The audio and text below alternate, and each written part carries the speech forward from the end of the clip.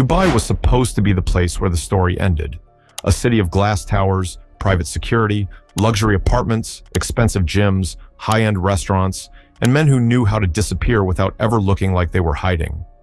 For years, Daniel Kinahan lived in that world, not in a cave, not in a basement, not constantly running from street to street, but in one of the most visible cities on earth, surrounded by wealth, attention, and the strange confidence of a man many believed had become untouchable.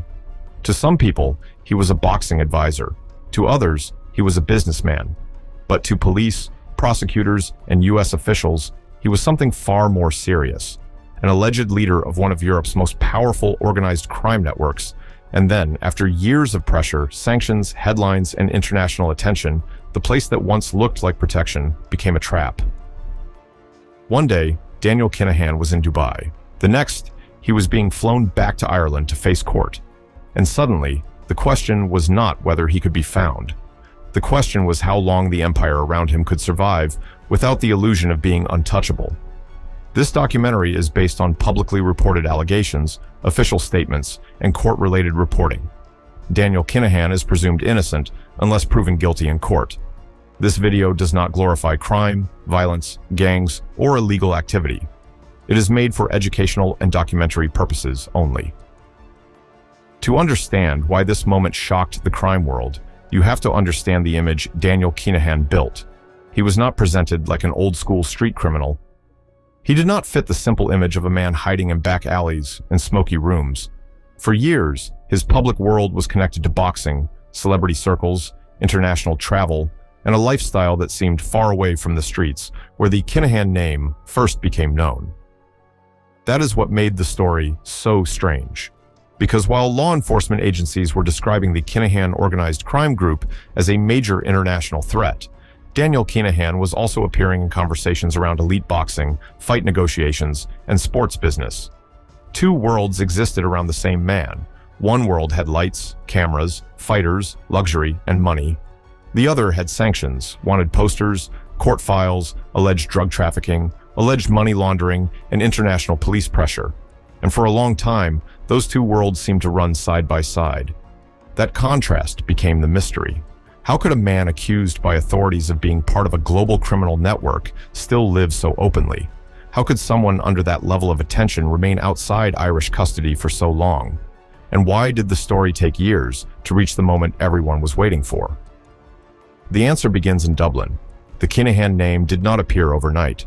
Irish authorities have long described the group as evolving from local criminal activity into a much larger international network. Over time, the allegations grew beyond one city, beyond one country, and beyond one type of crime.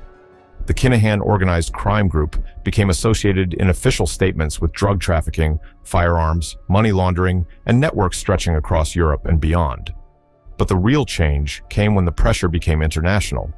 Because once the United States stepped into the story, Daniel Kinahan was no longer only an Irish problem.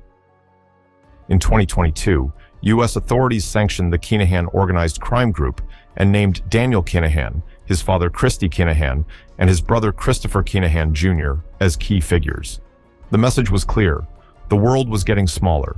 Sanctions do not look dramatic on camera. There is no chase, no flashing lights, no cinematic arrest.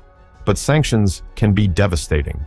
They tell banks, businesses, and international partners that contact with a person or network carries serious risk. They freeze access. They isolate people financially. They turn a powerful name into a warning sign. For someone accused of operating inside a global network, that kind of pressure is not just legal, it is psychological.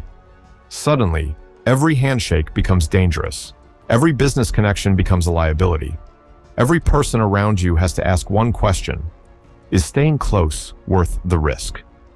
That is when an empire starts to crack. Not always with a raid, sometimes with silence. A phone that stops ringing, a partner who stops answering, a company that quietly steps back, a fighter who distances himself, a business that cannot afford the damage. And that is exactly why the Kinahan story became bigger than crime. It touched sport. It touched reputation. It touched the uncomfortable question of how close legitimate industries can get to alleged criminal power before they finally pull away. For years, Daniel Kinahan's connection to boxing caused controversy. Some figures praised his influence. Others questioned why someone under such serious allegations had any place near elite sport at all. And then the US sanctions changed the temperature. The spotlight became too hot. The boxing world, which once gave him visibility, now became part of the pressure around him. That is the first lesson in this story. When power depends on access, isolation becomes punishment. And by 2022, Daniel Kinahan was being isolated from the global systems that once made his lifestyle possible. If this documentary is giving you real insight into how international crime networks fall, take 1 second to like the video and subscribe. We go beyond headlines to understand the system behind the story, but even then, he was still not in an Irish courtroom. That is what kept the mystery alive. The public saw the sanctions. They saw the reward announcements. They saw law enforcement statements. They saw headlines calling him one of Ireland's most wanted men. But Daniel Kinahan remained in Dubai, and Dubai became central to the story. For years, the city had a reputation among some fugitives, wealthy suspects, and internationally wanted figures as a place where distance, money, and legal complexity could create breathing room. Not immunity, not freedom from risk, but time. And sometimes, time is the most valuable currency a wanted man can have. Time lets networks adjust. Time lets lawyers fight. Time lets associates move money, shift assets, change phones, create distance, and prepare for the future. But time also creates a problem, because the longer a case stays alive, the more agencies can coordinate, the more evidence can be reviewed, the more political pressure can build, the more governments can negotiate, the more doors begin to close. And that is what appears to have happened. The story did not end with one country chasing one man. It became a coordinated international effort. Irish authorities wanted him back. US officials had placed enormous pressure on the network. The UAE, once seen by many as a difficult place from which to extradite major fugitives, was now cooperating more visibly with international partners. And then came the moment that changed everything. Daniel Kinahan was arrested in Dubai. For anyone watching the case, that arrest was not just another update. It was the signal that the protection around him had weakened. The wall had cracked. And once that happened, the image of being untouchable could never be fully restored. Still, an arrest is not the same as a return. There were legal steps, appeals, court decisions, extradition procedures. But the direction of the story had shifted. Daniel Kinahan was no longer just the man officials were trying to reach. He was the man moving closer to an Irish courtroom, and when the extradition finally happened, the contrast was impossible to ignore. A man associated for years with Dubai luxury was flown back to Ireland under heavy security. The image had changed completely. No luxury tower, no boxing ring, no private comfort. Now it was courtrooms, custody, legal charges, and the reality of a criminal justice system that had waited years for this moment. That contrast is why the story is so powerful, because the fall of an alleged crime boss is rarely just about handcuffs. It is about the collapse of a myth. For years, people may believe a man is too connected to be touched, too rich to be reached, too protected to be moved, too powerful to answer questions in a courtroom, and then one flight changes the whole story. Daniel Kinahan arrived in Ireland and was brought before the Special Criminal Court, a court known for handling serious organized crime and terrorism-related cases. He was charged with directing a criminal organization. That charge matters, because it is not only about being present around crime, it is about leadership, direction, control. The allegation is not simply that Daniel Kinahan was close to dangerous people. The allegation is that he directed activities of a criminal organization.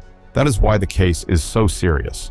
But it is also why careful wording matters. At this stage, charges are not convictions. Allegations are not proof.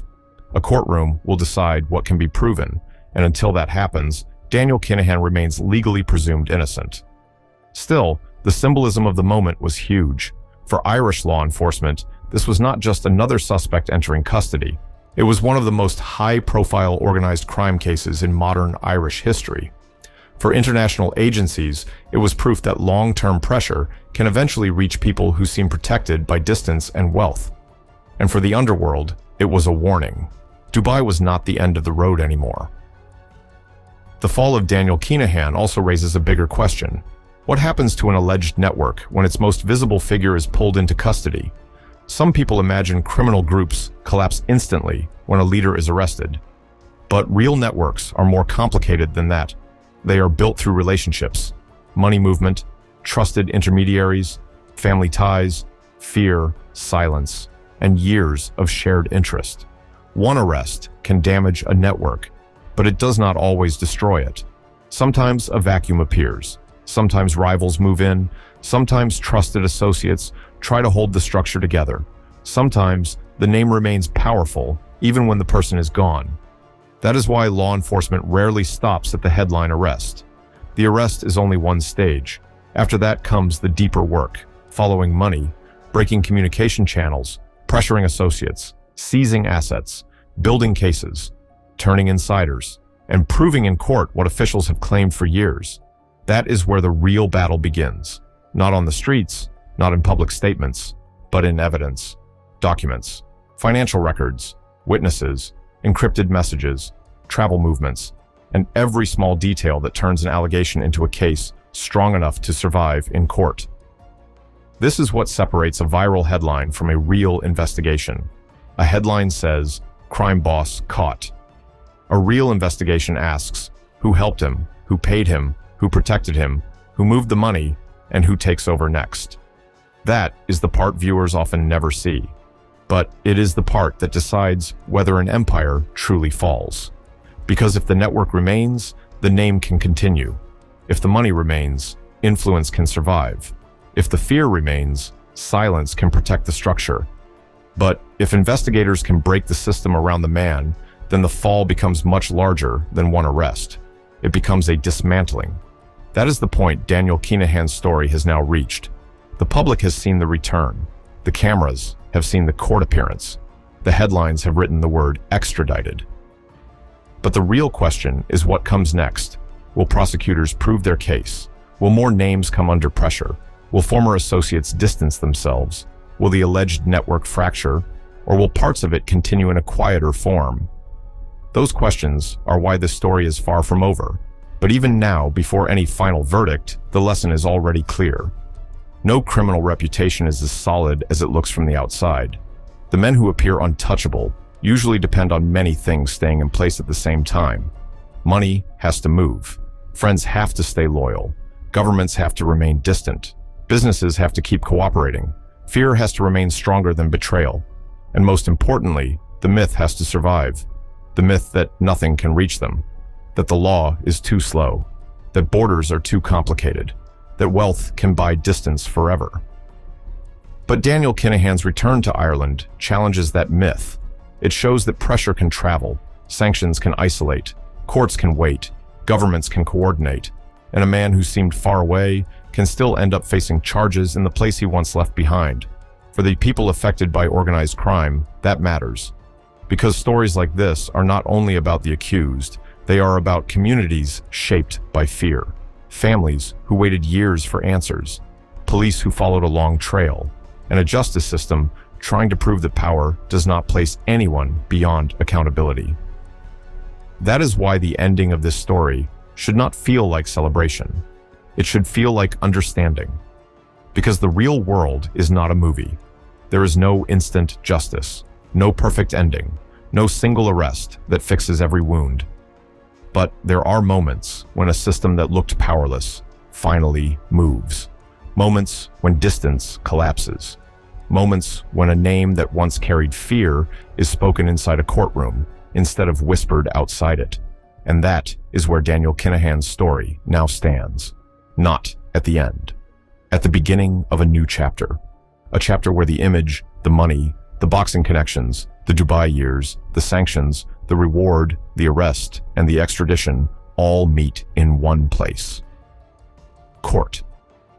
For years, Daniel Kinahan was described by authorities as a man behind an alleged global criminal network. Now the allegations must face evidence. The myth must face the legal process. And the world will watch to see whether the man once seen as untouchable can still control the story when the story has finally caught up with him. Because in the end, Dubai did not make him untouchable. Money did not make him untouchable. Influence did not make him untouchable. Distance did not make him untouchable.